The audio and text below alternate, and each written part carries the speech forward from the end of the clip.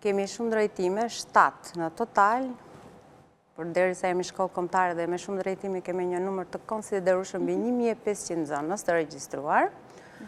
Dhe ka interes pa diskutim, siç tha dhe parafolsi, është rritur cilësia e nxënësve. Nëse më përpara drejtoheshin nxënës që nuk ishin mesatare, madje në drejtimin e teknologjisë informacionit është bërë edhe për zgjedhje, sepse oferta e shkollës nuk përballon të kërkesën.